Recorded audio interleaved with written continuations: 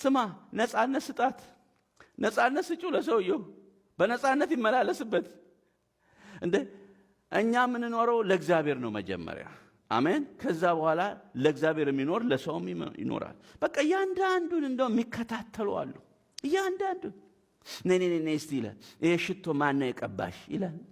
ስማ አንድ የረሳው ነገር ሴቶች ጓደኛሞች ሽቶ ይቀባባሉ እርስ በርሳቸው። ጓደኛዋ ቀብታት ነው ብለህ ነው መኖር ያለብህ ዝም ብለህ።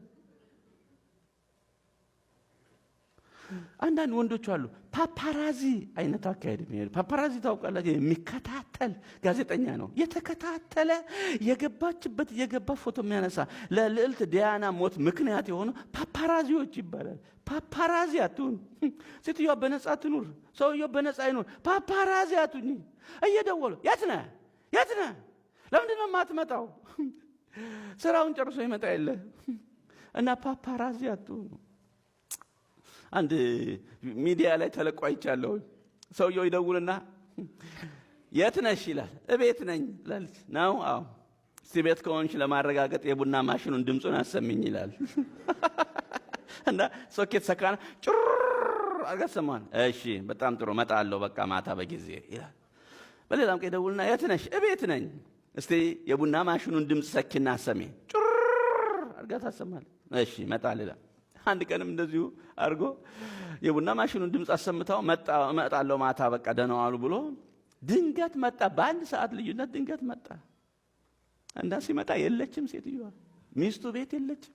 እና ልጆች እናታችሁ የለችም አለ። የለችም አባዬ። የት ሄደች? እንጃ ብቻ በጠዋት ነው የቡና ማሽኑን በቦርሳዋ ይዛ የወጣችው አለ።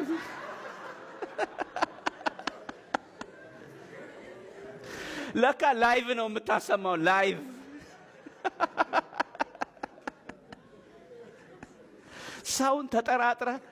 ሰውን ተጠራጥረን ተከታትለን አንዘልቀውም።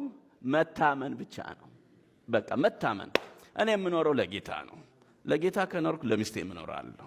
እግዚአብሔርን ፈርቶ መኖር ነው። ብዙ ቤት እያፈረሰ ስላለ ነው። በተለይ ከኢትዮጵያ ወይም ከኤርትራ ሚስት የሚያመጡ አንዳንድ ወንዶች ይነጋገራሉ። ስማ ሚስትህን ስናያት እድሜዋ በጣም ልጅ ነው፣ አንተ ደግሞ ትንሽ ቃብለሃል። ስለዚህ ጥላህ እንዳትሄድ ቶሎ አስረግዛት ብሎ ይመክራሉ። አስረግዛት። ሰውየው ያው የሚያስረግዝ ልጅ የሚሰጥ እግዚአብሔር ነው፣ ግን ሰውየው ይተባበራል። ታረግዛለች። እሺ ካረገዘች በኋላ መውለዱ አይቀርም እንዴ? ከ9 ወር በኋላ ትወልዳለች ነው። ሁሌ እያስረገዘ ሊኖር ነው ሰውየው? ኖ እንደዛ አይደል። ኖ እግዚአብሔር በፈቀደ ጊዜ ልጅ ይሰጠናል። እኔ አምናታለሁ። አምናኝ ነው፣ ወዳኝ ነው ያገባችኝ። እሷም ትወደኛለች፣ እኔም አምናታለሁ። እሱ ነው የሚያኖረው። በእኔ ተማምኗልና አስጥለዋለሁ። በጌታ ከተማመንክ እግዚአብሔር ቤትህን እንዳይበተን ይጠብቃል። ያስጥልሃል፣ ያስጥልሻል። ወጣቶች እጮኝነት ስትጠያየቁ በታማኝነት ጀምሩ። አለባብሳችሁና አደባብሳችሁ አትጀምሩ።